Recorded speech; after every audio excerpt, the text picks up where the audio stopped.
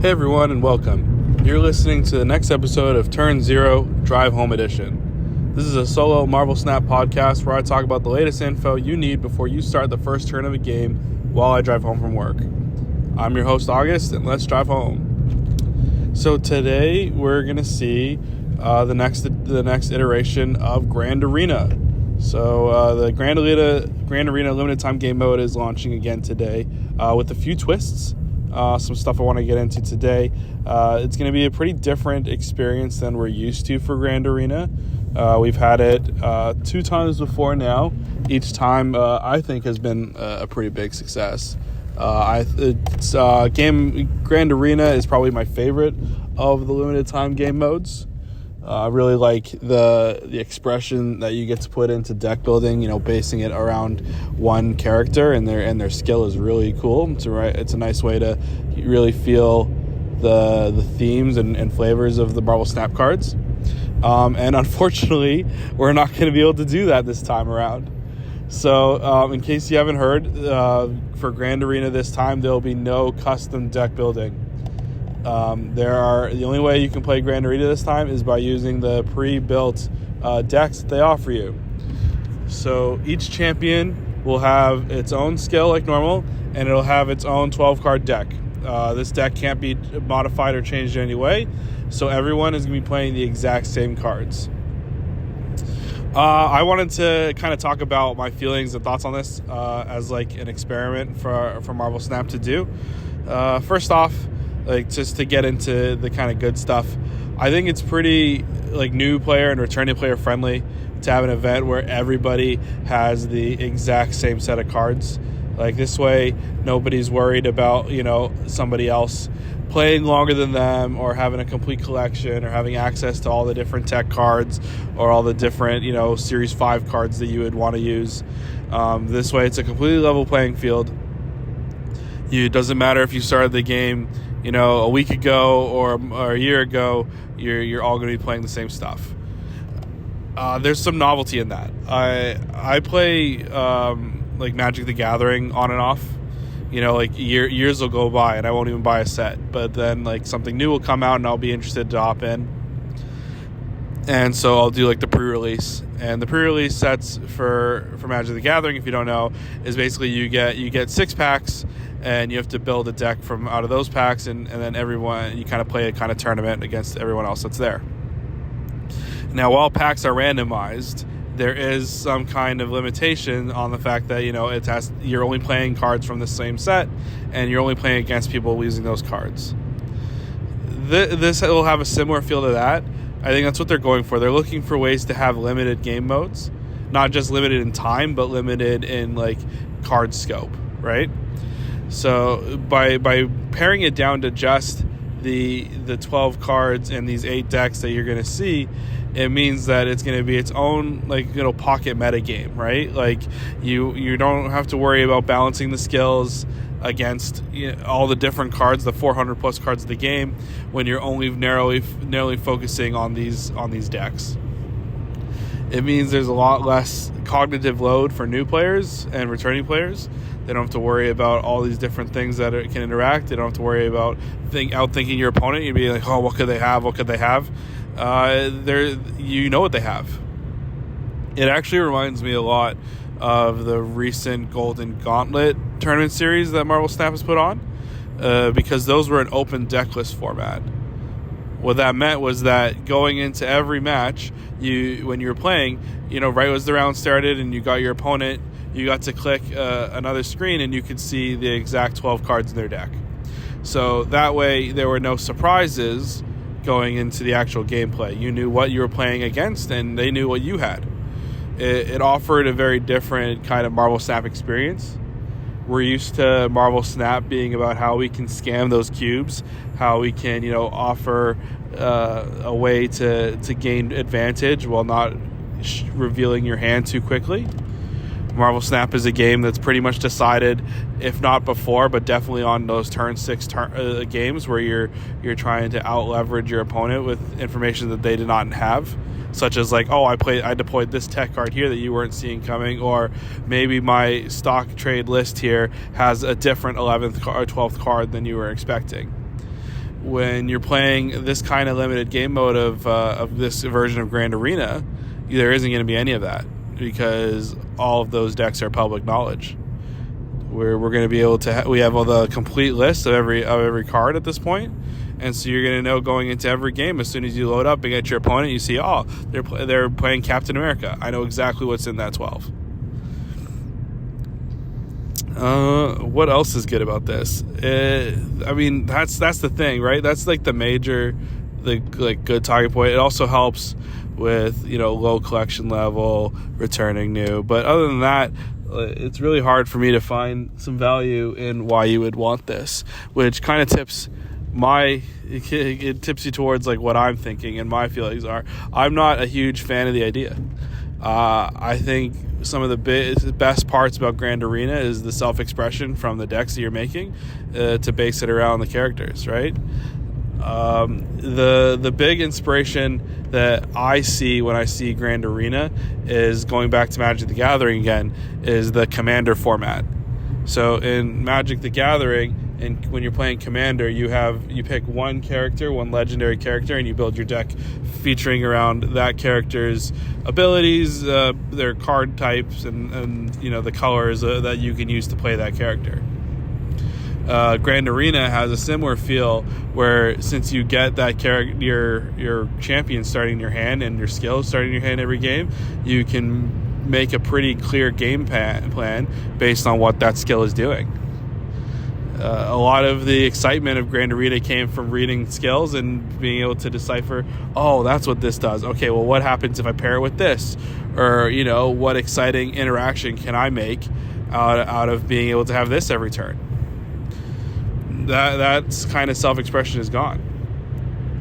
A lot of people also point out that the self-expression part, or like the fun niche decks that you're building, are going to fall flat to quote unquote the best decks, right? If with these limited game modes, especially with Grand Arena, it became pretty quickly apparent which cards were better than others, which champions stood out amongst the rest. And like, for example, I believe it was the first Grand Arena where everyone was running, it got to a point where a lot of people were running an Agatha deck using either Dr. Doom or Herbie, because you could get Agatha down very quickly, and it helps, it took one card less out of your deck, and it offered some consistency. It stopped being about, oh, what is this champion offering specifically, and became more about, how do I optimize the rules to fit my deck. A lot of people also were complaining about the lack of options against these tech-specific decks, right? If you're just making the best champion deck you can, filled with the best cards, plus things like Shang-Chi or Enchantress, then it wasn't really fun for your opponent. That's also probably a reason why they're trying out this pre-con only example, because now you don't have to worry about that kind of thing. After looking at all the lists, I think the closest thing we have to tech cards is the Annihilus deck is a clog deck. So it's going to send things over and block up your card spaces, but it doesn't really do much to attack the cards themselves. I think there's like a minor affliction sub-team, but even afflicting a card doesn't change it, stop it from being played. Personally, I would rather see this kind of thing be implemented in a way where we got to choose. If there was a way you could open Grand Arena and click pre-built only, or click custom decks only, and then you had like two separate queues going, I think that would be like the optimal solution here. That way it gives everyone a taste of what they're looking for. Some people like the idea of just being able to just go in and know that, okay, everyone's playing the same cards. People think, the pre-builts are going to offer more selection, more variety, as opposed to when you have custom decks, it very quickly becomes, who's playing the best list, right? I push back on that a little. I think it's going to be pretty apparent as soon as we start playing which pre-built deck is better than the other, and then we're still going to get into this format of, oh, everyone's only playing, these two lists. Just yesterday, It's Gus Gaming dropped a video where he had done simulations. He made a program, and ran simulated games. I think it was over 28,000 matches of pairing like each deck against each other, and came up with this whole spreadsheet of like, okay, this is the win rates of these decks versus the other 7. And it seemed to be from the data that the Captain America and the Annihilus decks are the 2 best ones. I don't know much about like, you know, that kind of stuff, but if that becomes true, then we're going to see that those 2 decks are going to be the ones standing out and played the most.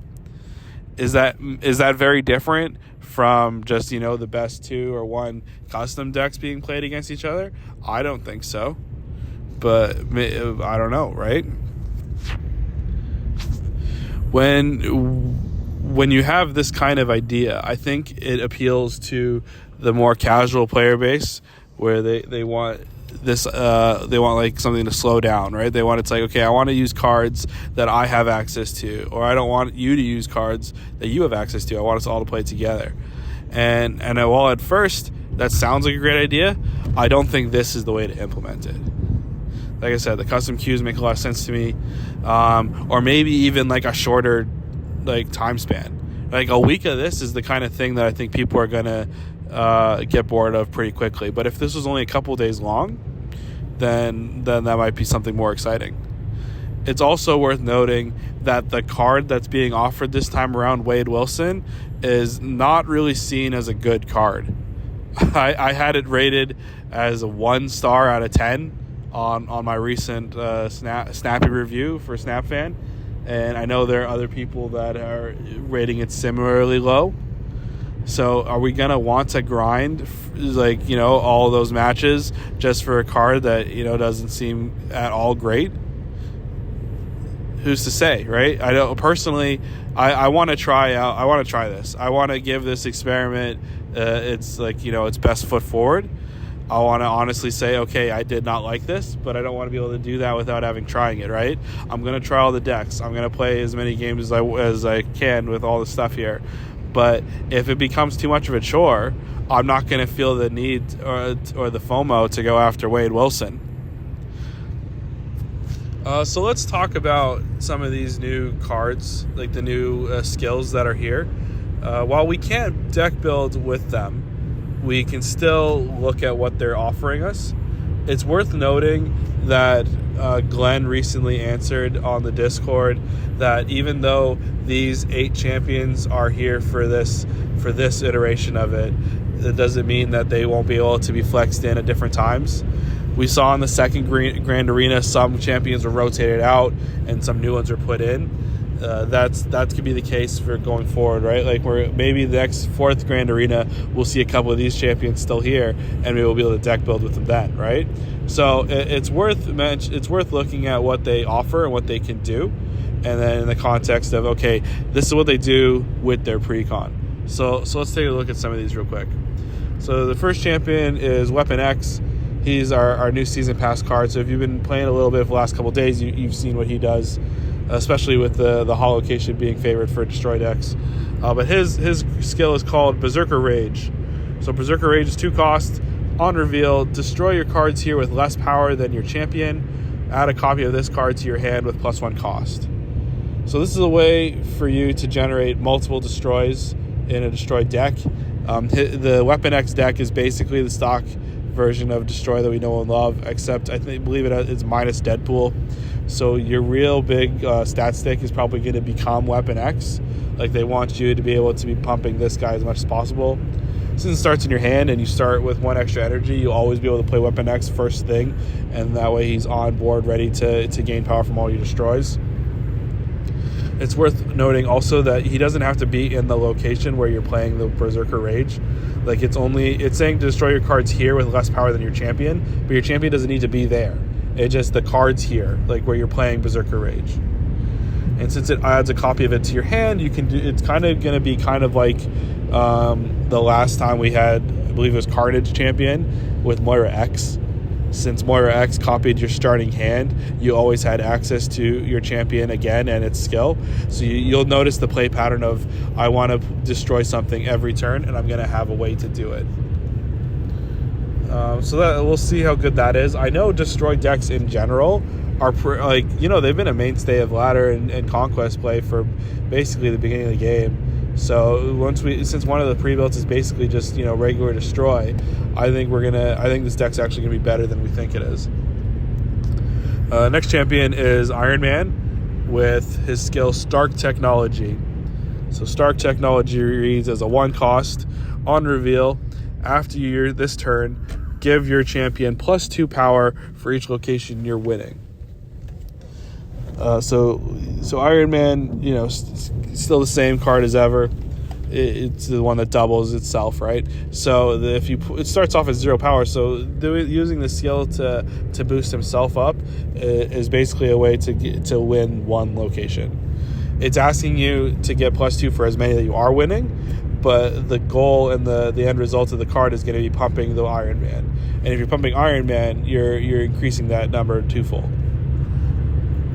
So a lot of his deck is basically, big things that have big power relative to their cost.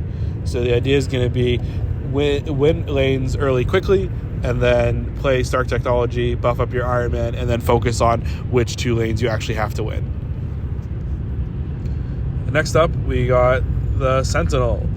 So Sentinel has his card, Project Armageddon. Project Armageddon is a 4-cost skill.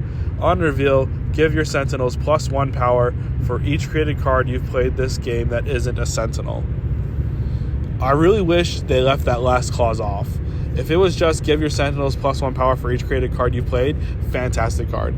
But since it doesn't count Sentinels, and you're encouraged to play Sentinels because you're your champion, you're missing a lot of value there. The deck itself is very close to the typical V-hand decks, the Victoria hand decks we've been seeing on ladder. It's got V-hand itself, it's got Bastion, it's got Frigga, it's got ways to copy it. So the idea is that if you're playing multiple copies of your created stuff, then you're all going to be buffing them, and Sentinels are created in hand, so they'll be buffed by a Victoria hand. It's a neat package. I actually think this might be the sleeper deck to play, because we've already seen how strong those synergies are on ladder, and with this extra 4-cost skill here of being able to pump your Sentinels even further, I think we're gonna see some interesting numbers come out of this card. Like I said, just wished it took off that clause of not affecting Sentinels. Next up is Annihilus. Annihilus with Lord of the Negative Zone. Lord of the Negative Zone is a 4-cost skill. On reveal, your champion steals 1 power from each other card here. So like the Weapon X card, this is not needing the champion to be in that location. So wherever Annihilus is, even if Annihilus is in your hand, that's the interesting part here, he will steal 1 power from each card here. So here being where you play Lord of the Negative Zone. This is good for stuff like rocks, or ice cubes, things that you want to have 0 power go down to -1. When I look at Annihilus' deck, I see both Luna Snow and Rhino. So these are ways that you're going to have small things on your board that are 0s that you turn into -1s so that Annihilus can shoot them back over to your opponent's side. A lot of the deck is, the classic clog things, so like Viper, Hood, Annihilus, Sentry. It's not something that we've seen on ladder for a long time, but it is something that in the past has been good. And when you take out all the extra context of, the power creep of the game or the new Series 5 cards, this could prove to be one of, if not the best deck.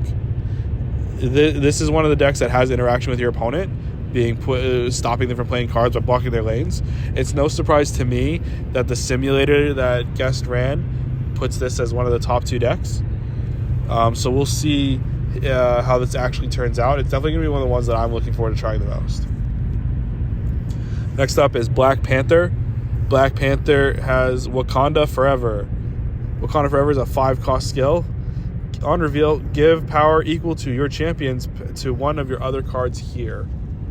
So it's a way to distribute the going tall that Black Panther has with the other cards on your board, right? You need, Marvel Snap games are won by playing 2 lanes, right? So this is the way, you play your big Black Panther in one, you play Wakanda Forever on another card, and there you go, you get that same kind of boost. When I look at the Panther deck itself, it has Shuri. And Shuri into Black Panther is one of the typical ways. If you double it once, it doubles again. So you go from 5 to 10, then 10 to 20, and then Wakanda Forever will put 20 power on something else.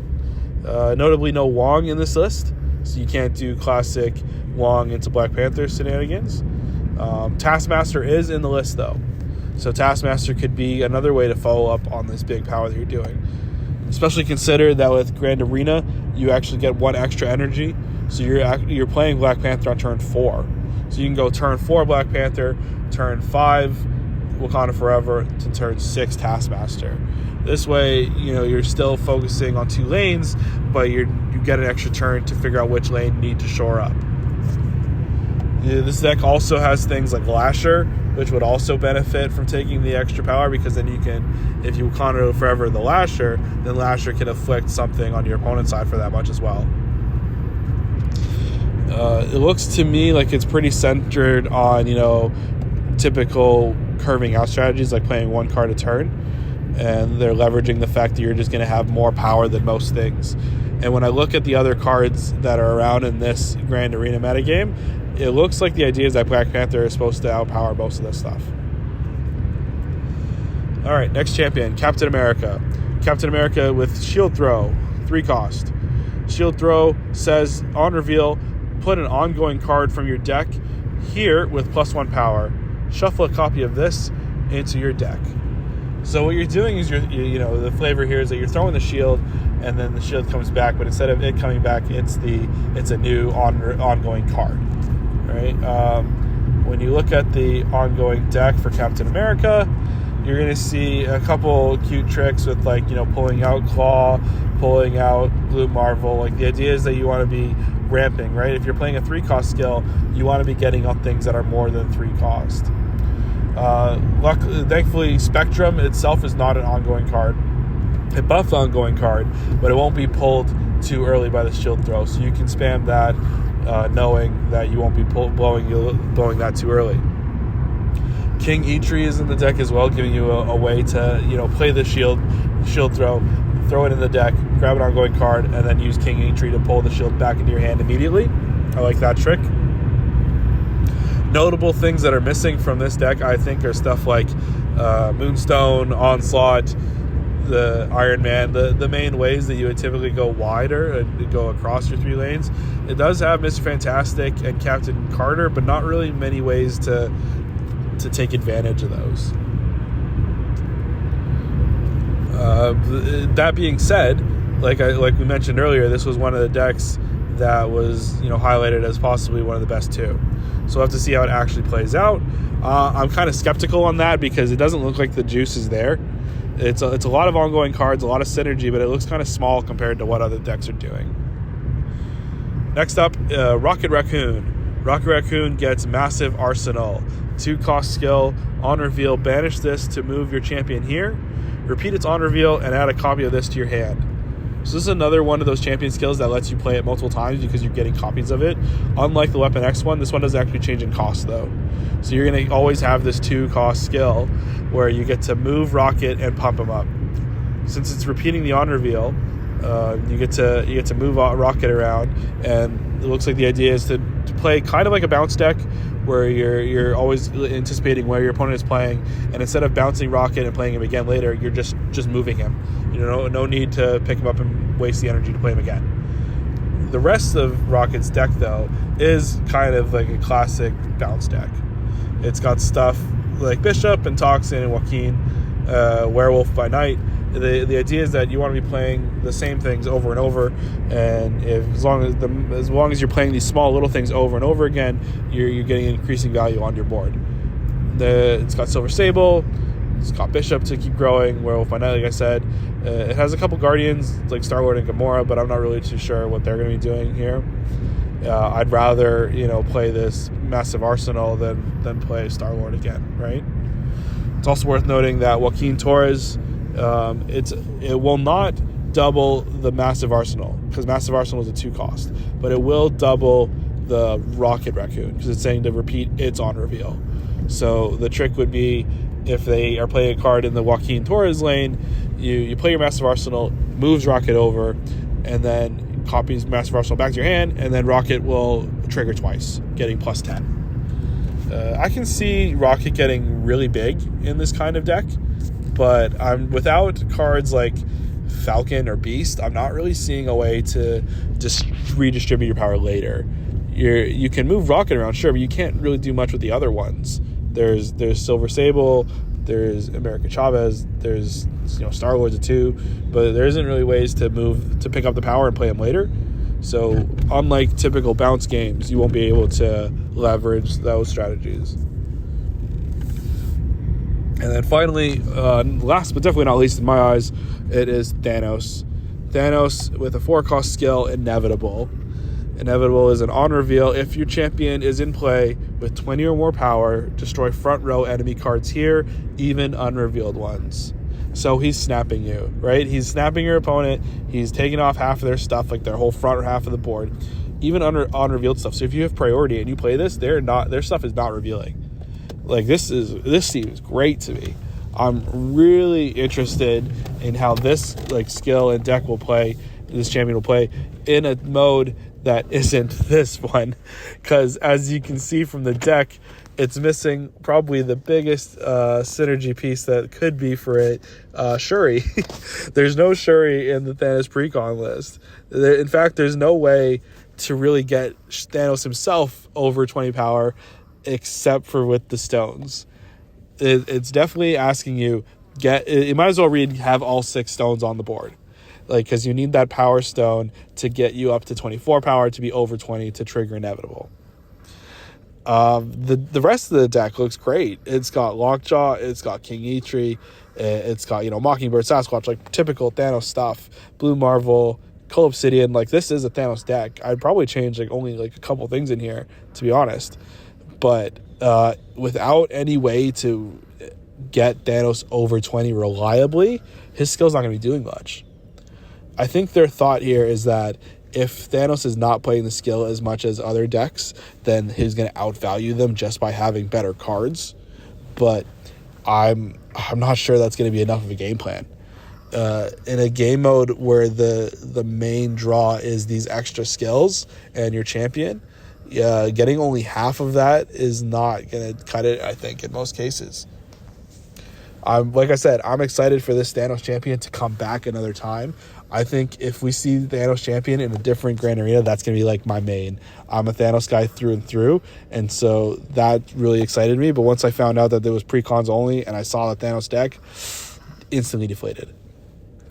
So we've talked a lot about Grand Arena today. Let me know what you guys think about this. I'm honestly curious to find out if people prefer this pre-constructed Grand Arena more than others. More than custom, I mean.